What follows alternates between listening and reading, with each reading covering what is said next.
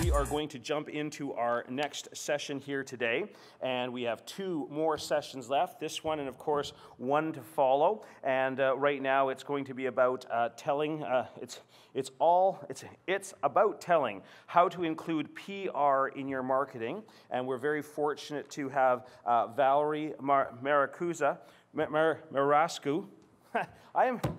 I'm having such a hard time with words and names up here. I don't know if it's the visual or what's going on. And of course, she's a corporate communications with the City of Thunder Bay. Valerie is a North American public relations and communications pro. Originally hailing from Minneapolis, Minnesota, she has also lived in Guadalajara, Mexico, and emigrated to Canada in 2003. Within 3 months of arriving in Thunder Bay, she opened a Fire Dog Public Relations and Marketing with her business partner, and then joined the City of Thunder Bay in early 2006. She has over 15 years of experience in communications, public relations, event management, and marketing in the private sector, corporate and government communications. Currently, in her role as the Supervisor of Corporate Communications for the City of Thunder Bay, she participates on the Corporate Strategic Services Management Team, as well as the city's overall leadership team, working closely with the city manager, mayor, and council and operating departments to help manage major issues and deliver strategic communications. She is a media relations liaison, public engagement specialist, and speaker, and is dedicated to developing, evaluating, and continuously improving the city's major communications channels, including over 8 years as managing editor of MythBay, I can't say that, Citizens Newsletter, and now senior editor of City Publications. Please help me welcome Valerie. Come on up. Valerie, are you walking?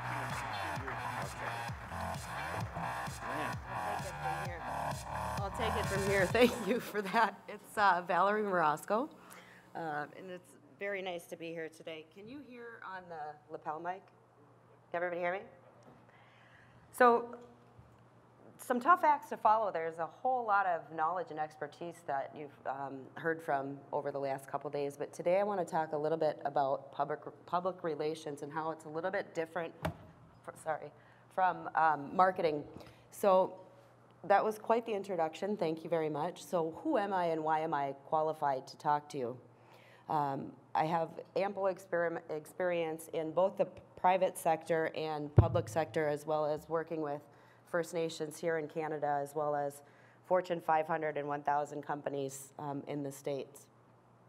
One of the unique roles that I participate in is on the city's emergency operations control group, which is whenever there's an emergency arising, sometimes citizens aren't even aware of it. The city's operations group gets together and makes those decisions. And we also work with our partners across the border. So I have the opportunity to be a consultant for the Pigeon River International Steering Committee.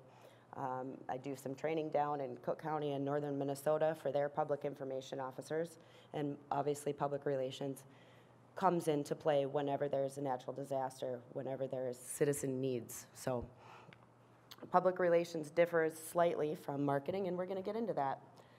What also makes me qualified, I am a parent. I am a working parent of a 4-year-old. So some days, just getting out the door, getting her to school, getting to the office, understanding what she's saying and communicating with teachers and writing press releases at the same time makes me feel like I'm a superhero. And if I've gotten to work without holes in my nylons or boogers on my shirt or face, that is already a success. So I feel like I've won just by showing up today. So what are we going to talk about?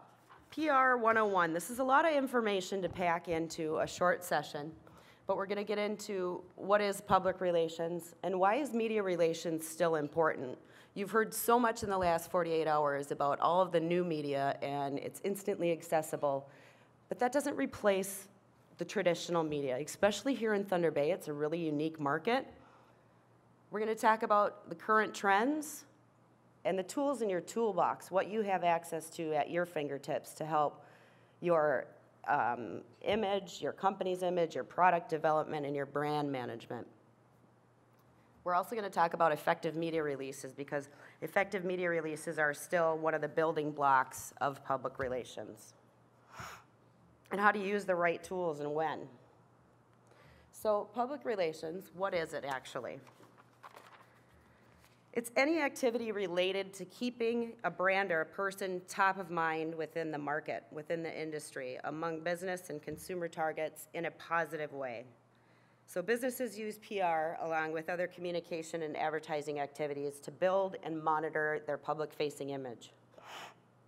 PR can be difficult to measure because it relies on a third party or authoritative endorsement to drive awareness. So without a direct call to action, it's often difficult to measure the success of a PR campaign. However, you've seen some of the tools that are built into some of the social media apps that are helping track and put some measures on your activities. PR is about a variety of activities. I can't stress strategy enough because you can't just do Facebook. You can't just do Twitter. You can't just put out a media release and expect to be successful. You need to have an overall strategy of how all these things are going to work together and cover all your bases. It's about relationships with the media. Media relations is the heart of public relations because that relationship is how you're going to deliver your message. If nobody wants to work with you, if nobody knows you're there, you're not going to be picked up and get coverage. So it's about developing and executing social media plans, and it's also about recognition and awards. So if you're working for your company or organization, what's going to help build your image is that accreditation, those awards, and that recognition. So keep that in mind when you're developing your strategies. So at the end of the day, it's about telling your story. And it's about managing your reputation and your relationship with your customers, whether those are internal, external, and the media. So the good, the bad, and the ugly, it all matters with your image and public relations. You can see some of the images up here on the screen. Yeah, I'm American, so I can put these up here and criticize them openly. But you'll see why media relations, there's no words on these pictures, but they tell a very significant story, and they can make or break you in an important initiative like an election. So Sarah Palin, who's portrayed by Tina Fey in these images, could have been standing on the stage saying, "I've found the cure for cancer, and it's going to be free and available to everybody." But because of the image that she portrayed and came across, she had no chance, right? Does anybody watch Scandal? Is anybody familiar with that show, Scandal? Me, I love it. I've even rewatched some of the previous episodes. You can see the difference between, so Olivia Pope is the fixer. She's on the right, or on my left. Her motto is she wears the white hat. She's a fixer of scandals. She is a promoter of the good, and she is the medium to reach out to citizens and protects the government, the president's image. Now, all kinds of good, bad, and ugly things happen. However, public relations is a tool that's used to manage all of that. So why do you need PR? Well, nothing screams credibility like a third-party endorsement or having others talk about your brand in a positive way. So PR, when done well, provides the opportunity to build a positive reputation for your brand or your company, your organization, or an individual with your end user and message in mind. So it can be used for a new market and new product launches. PR activities are the means to educate the marketplace about why they need you and why you're relevant, why you're important. It will also drive them to visit your website or ultimately purchase your product. And basically, without a public-facing image or visibility in the marketplace, your product has no or little opportunity of reaching the appropriate audience. Little opportunity to succeed. So good public relations can turn a new business into a success. It can take a dying organization and give it new life. Or it can turn a small group of concerned citizens into a national movement. We've seen things like MAD, Mothers Against Drunk Driving. We've seen things like the Friends of the Waterfront. And those against or for major capital projects. A small group of citizens with a large voice can make a big impact and really affect your initiatives. So really, nowadays, with all of the social media at your fingertips, you have an all-access pass. Whether you're the president of the PTA, your student organization at school, or you're the president of the United States, you have access to the same tools. And there's a lot of truth to the old joke in public relations that public relations is about taking care of and feeding the media. So marketing versus PR, what is the difference? PR is earned media. You don't take out ads in the newspaper or buy radio ads or on television. Instead, you earn your stories and your coverage. You're earning your reputation in the marketplace. So, while traditionally getting the art of getting a person or a company or organization mentioned in the media, namely in print, radio or television, PR is evolving. So it crafts an organization's message to diverse publics, a variety of customers. Like I mentioned, it could be prospects, it could be employees, it could be investors or suppliers, distributors, media or the journalist. And there's a whole whack of people that you don't even know exist out there.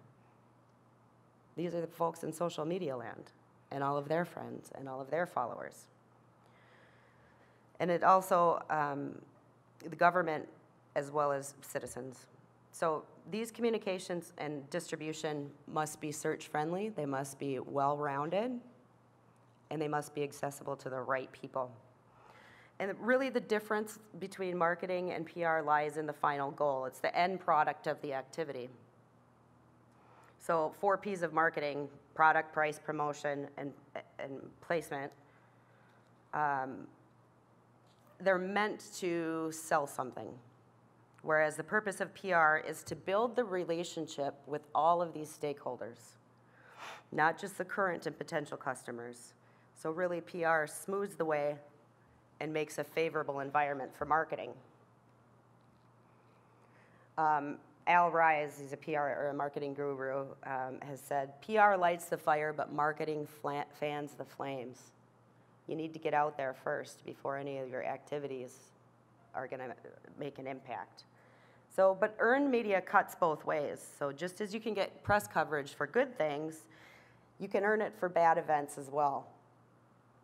And how you handle that bad news is what matters a lot. If you think back to Nixon and Watergate, it actually wasn't the crime that brought him down, but it was the cover-up, the bad PR. So busting the myth. Public relations is all about spin, slogans, propaganda. No, it's not. Propaganda is manipulating people to do something that's not in their best interest, and it's usually the tool of a state used along with censorship and fear. Public relations professionals avoid spin, slogans, and propaganda techniques. Today's audiences have never been more sophisticated, and there has never been more instant access or alternative sources for news and information. People see right through it. You don't want fluff, you don't want BS, you want factual expertise out in the marketplace that's representing your organization. And a lot of public relations is simply making life easier for busy clients, journalists, or your customers.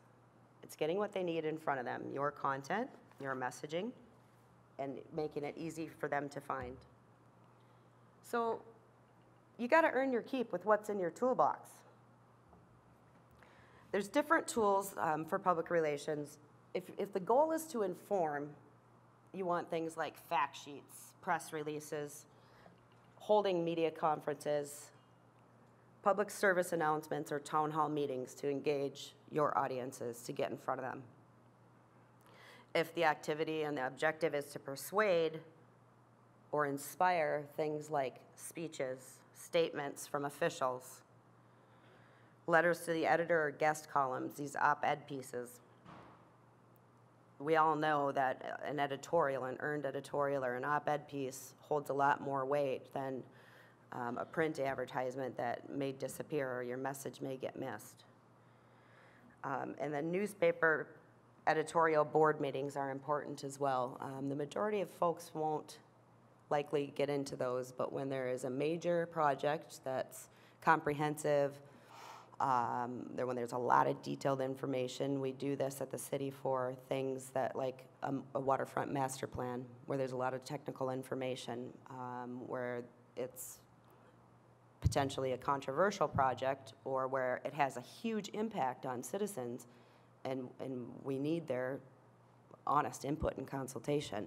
It's really important that the media understand it and cover it in a way that's going to get the proper information out there. So we will sit down with media individually, usually in their house, and deliver all of the studies, go through them, comb through them, ask questions, get them answers so that a very complex topic is understood. So that's one major tool of public relations and earning media coverage. And then, radio talk show appearances, also for persuading and inspiring. But now, to connect with folks, you don't need a lot of tools. Everybody has a smartphone. Everybody has the internet. For this free Wi-Fi all over our city through TVTEL's Smart City Initiative in the city. Thanks, Laura. So you're connecting through visual means, photos, charts, websites, blogs, film clips, social media. So, Facebook, Twitter, Instagram, Vine, YouTube, Periscope, everything. Which can be overwhelming, because when do you use it? So the social tools for PR, Twitter, blogs, Facebook, I just listed the majority of the most popular ones that are going on here in Thunder Bay. Can you say something of importance in 140 characters or less? Yes, absolutely, yes you can. And millions of people will see it and respond and tell their friends, and chances are all of the media and journalists are following it. So it needs to be incorporated into your arsenal of tools. Blogs, sites like WordPress and Blogger and so many more make it easy, really easy for a company or a public figure to set up a blog, and you can literally get one up and running in 10 minutes. So more and more people are reading blogs because they're updated more often than websites. They can be very, very credible and authoritative. There are folks that are well respected in all areas of subject matter expertise. So if you can get your blogs followed or get on a blog of importance in your industry, that will go a long way. And they do let readers post comments and have dialogue instead of simply listening to a monologue. Facebook, obviously, increasingly a major part of the web with over 500, 600 million users, and other sites building in features that work with Facebook and to build your Facebook profile. It's like email really on steroids. It's an organizing tool and web page rolled into one powerful package. You need all of these tools to work together with your corporate tools. YouTube and Flickr, we are visual creatures. Sorry, we're still on here. We are visual creatures, and we respond to photos and images. They're primal. Okay, they can make a huge impact. So smart companies and public figures are making short videos that they post on YouTube or other sites, and to spread their messages around the world without spending a dime in advertising money. I know at the city we're moving a lot more towards video, and we'll be doing a lot more video this year. Everything from outdoor burning to how snow is removed to what to do with your yard waste. It's a lot easier for for somebody to watch a 6 or 30-second video than it is to go through the process of other processes. That's not to say that you don't need the traditional means of PSAs and the like, so they all work together. And then the other nice thing about video and visuals is it's accessible to the majority of people. Okay, there's all kinds of different literacy levels. There's many different cultures. We're a diverse city, and diversifying more, which is fantastic. But it's very hard to group everybody in one class. But everybody can understand a 6 or 30-second video. And it's not uncommon these days to send out an announcement about a major media event via Twitter, or even when we do our public meetings through the city, to have a live Twitter feed and take citizen input through Twitter questions. We incorporate those into our public open houses. If you can't get out, we're still trying to make it accessible. So it's another means of reaching a different audience that may not be the group that's going to come out to a public meeting that wants to submit a question of council. So it's really important to find ways to reach out to all of your potential customers. But doing public relations means learning how to use all of these things. You can't have a versatile communication strategy without knowing how to use these things or missing some of these bases. So informing versus persuading in public relations. When your goal is to inform people about an issue or event, public relations has a lot in common with journalism. You need to be telling factual stories to the masses. But when you're trying to persuade, public relations leans on the ancient art of rhetoric and modern science of persuasion. You need to choose the right medium to tell your story and incorporate photos, videos, statements, and testimonials. They'll go a long way here. So traditional versus social media, both have roles, important roles in public relations, and it's important to understand when to use those and what their roles are. You need a media plan. The plan is the strategy that's going to tie everything together. Whether you're doing all the public relations yourself or you're part of a large organization with a press shop, you need a media plan. And the two biggest questions you need to ask are what audiences are you trying to reach, and what are you trying to get them to do? Because that's going to inform what tools you need. Social media is obviously turning the world of public relations upside down. It's confusing and it's changing all the time. It can be overwhelming, but it's incredibly useful. So social media tools. In the beginning, public relations focused a lot on the care and feeding of journalists because the only ways to effectively reach those masses were through mass media. Today, social media tools are making it possible to communicate directly with our customers and with almost any audience. You don't have to rely entirely on the mass media as a conduit or a filter to who you're trying to reach. That's not to say that newspaper, radio, TV, and blogs aren't important, because they still are. Increasingly, though, stories, memes, viral videos are getting picked up. Even in the mass media, you'll see a YouTube star or a viral video reported on the news if it's making enough impact. So the two are actually crossing over. And it's not because somebody pitched a story with a phone call or a media release, but because of creative, ingenious individuals that are putting them online and getting them access.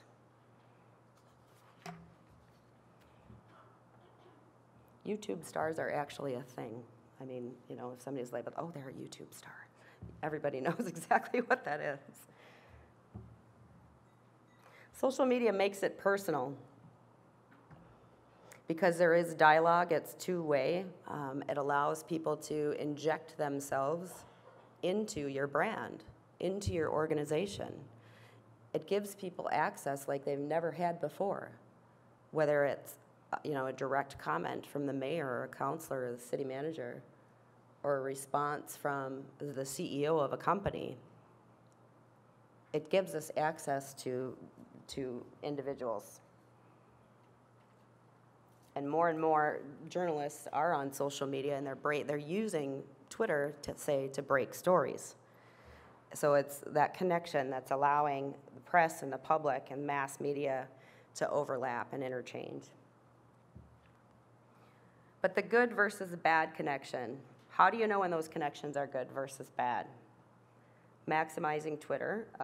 Twitter is especially challenging, Twitter and Facebook. If you're a public figure, you'll probably have hundreds, if not thousands of followers. And unless you have Twitter techno powers that I have never witnessed, it's hard to know when people start following you, clicking on your links, and equally hard to know when or why people decide to unfollow you. And that's important. That's an important part of understanding your audience. Twitter is especially challenging. Annoying your audience is a bad idea. Reporters rely on more and more on Twitter to break news and to get short quotes from public figures. But if you send out too many tweets or break unwritten rules, or if you're putting irrelevant or unprofessional content on your channels, it's the quickest way to ruin your reputation. Okay, it needs to be current, relevant, and professional.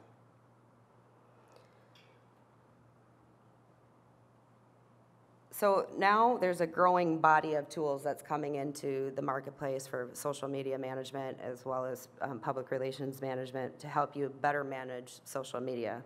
There's things like TweetEffect. It's a free tool, and it analyzes your tweets to see when you've gained or lost followers. And this is a huge help, you know, with social media consolidators like Hootsuite too that tie everything together, link it to your website. You can ensure that you're getting consistent messaging across all of the mediums without having to manually update every single channel. It takes the guesswork out of it and adds a bit of science into it. So when to publish blog posts and tweets? There's actually interesting new research and science on when is the best time to post things based on people's behavior and appetite for information. So increasingly sending announcements to the press and public by Twitter with a link to the full news rather than relying on press releases by email. And blogs, Facebook, and websites are a bit different. They're better for deeper conversations or dialogue. There are also places for people to get real information and knowledge that you can update quickly. Things your audience can't get somewhere else or through a 140-character tweet. So again, considering who your audience is and the ultimate action, what you want them to do really determines on which tool you need to use.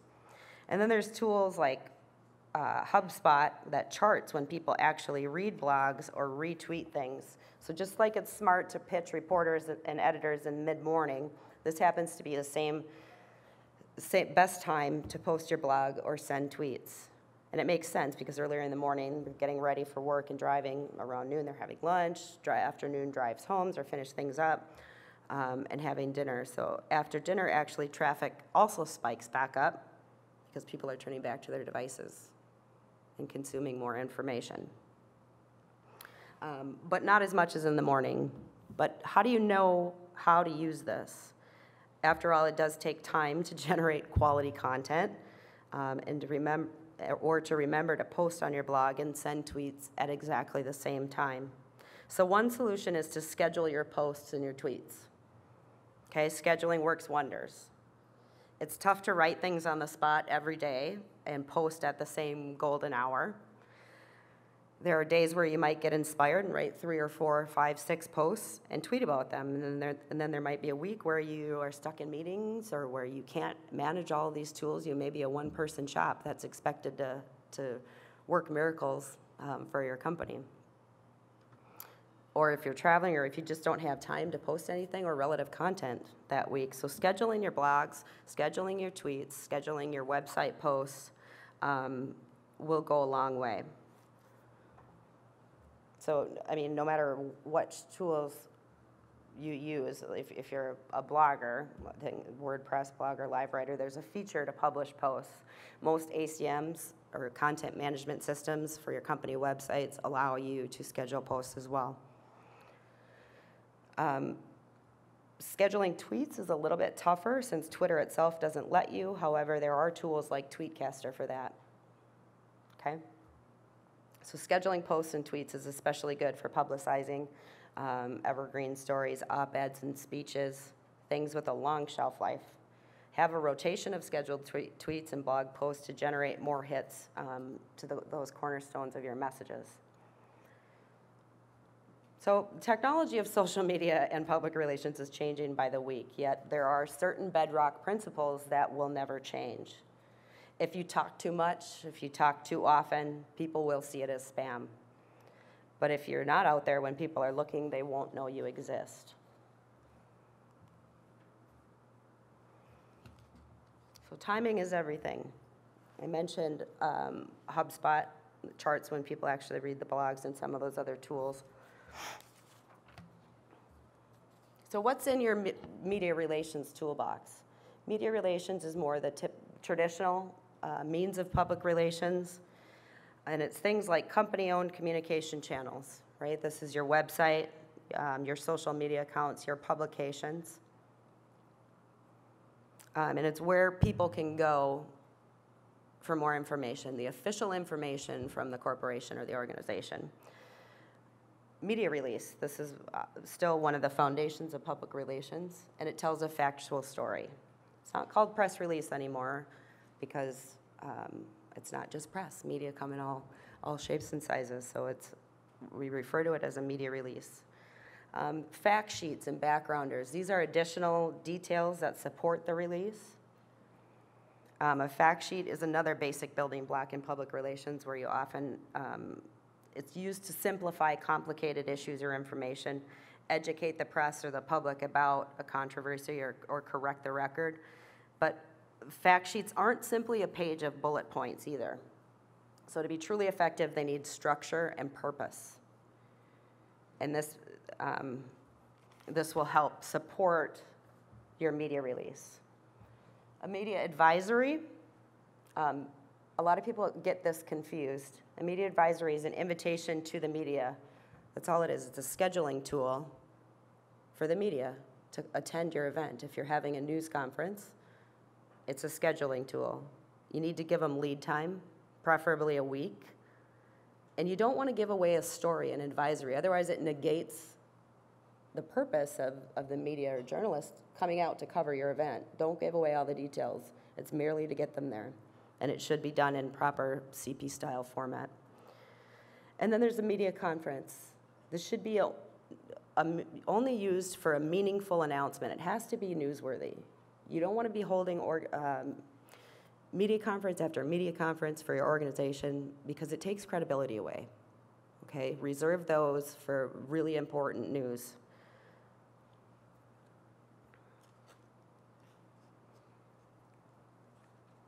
So I mentioned that the media release is still basic building block for public relations. It's also one of the most misunderstood and misused things in the business. So when should you write them? When should you use a different tool? How long should they be? What are the other options? Writing a press release is easy if you understand it. It should be done in either Canadian Press or Associated Press style, which is an inverted pyramid style, right? So if you think of the lead paragraph, if a reporter only has time to read that lead paragraph, are they getting the story? The who, what, when, where, why? And then the information below that should be interesting quotes and supporting information. And I can't stress enough how important it is to put a contact on there. So a lot of people have sent out media releases and there is no contact. So you could have hooked somebody, and without contact information, they don't know how to get a hold of you. And we hear this all the time from managers across the city. Well, let's do a media release about that.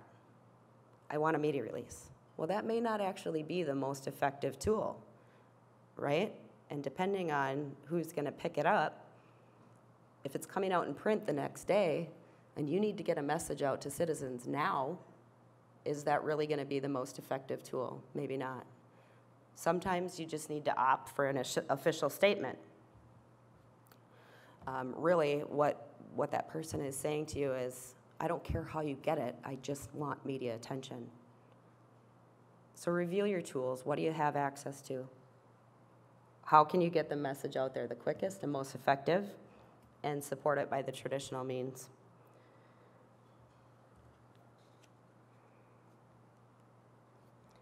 And cover your bases. Strategic communications are the most effective.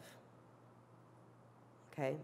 Messaging needs to cross all channels. We know in marketing people need to be exposed to messaging multiple times before you actually get that buy-in. So make sure that your messaging, your style, is appropriate for the medium. You're not trying to shove huge messages into a 140-character tweet, or you're not, posting novels on Facebook.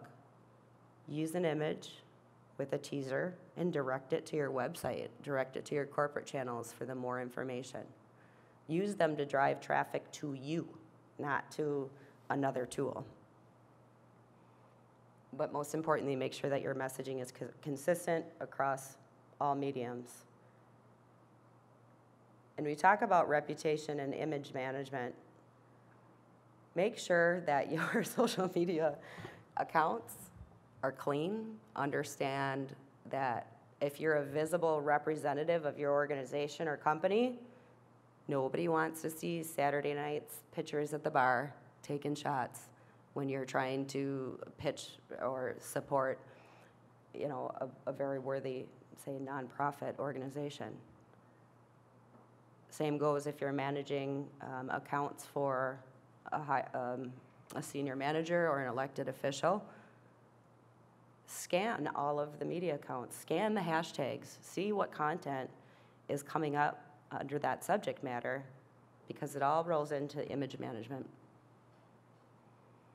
And you will use all the tools available to you. Leave no audience unturned. So that's what I have. I want to allow a little bit of time for questioning. Hopefully this was helpful.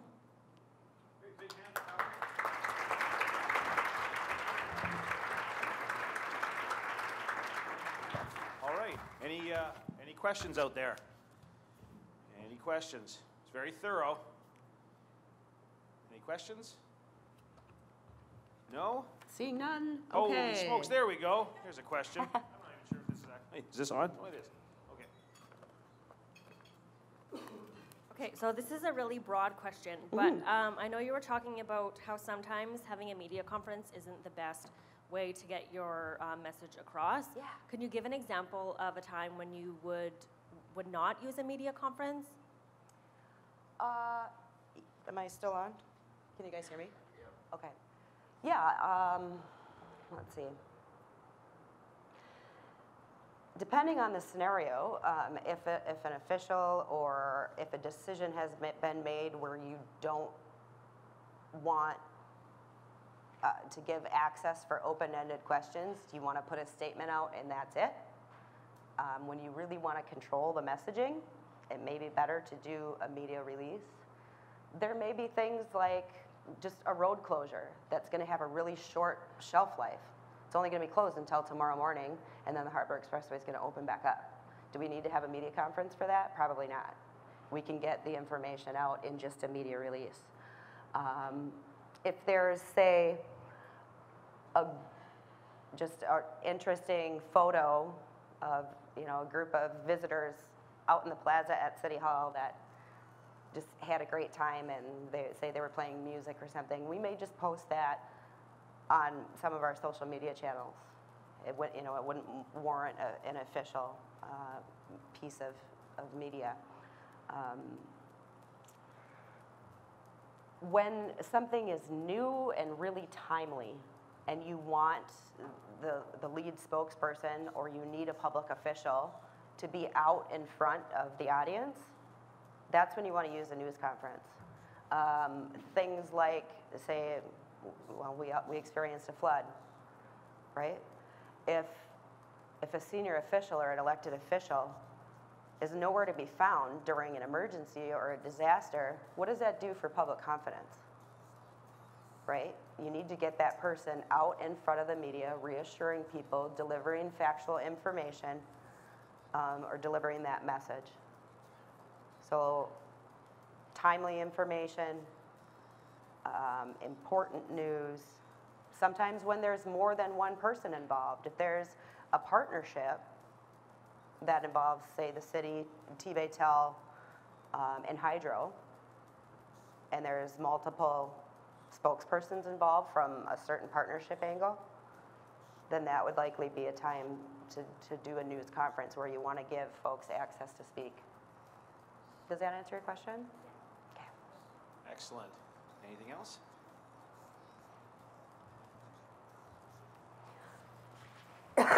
Excuse me, I'm super sick. Sorry. You had mentioned that consistency across all platforms is important with messaging. Now we know that different platforms appeal to different audiences and different groups. So what would your recommendation be in terms of tone and or positioning of your messages across different tools? Okay, tone and positioning across different tools. When I say consistency, I do mean in the tone and the end goal of the message. So you do want to apply that appropriately to the medium, right? You're not going to try and fit a whole op-ed piece into a social media post on Facebook or Twitter. But you may want to take that same headline and post it on Twitter, apply the appropriate hashtag so it's getting attention in the right world, but drive it back with a link to the website for the full piece. So you don't want to be, say, okay, here's an example. If I put on the city's Facebook page, there's a massive water main break on the Harbor Expressway, and everybody's been in the area, is evacuated, there's no access. But then if I go put on Twitter, don't use water for the next 30 minutes, it's two completely different messages, right? So the mediums are different, but I could fit in there, massive water main break, Harbor Expressway, stay clear. And then I could put the full media release on my website, and they're all gonna tie together, right? So no matter if you're getting updates on your smartphone from your Twitter feed, your Facebook account, or if you subscribe to our news feed through RSS feeds, you're gonna be getting the same thing. Holy crap, I better stay clear of this water main break, right? Does that help answer it? Okay. All righty.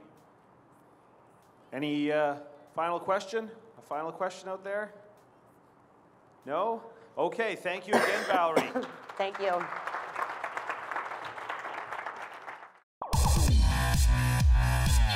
Engage and the Anishinaabe Eski Development Fund would like to thank the sponsors of Engage 2016. TB Newswatch,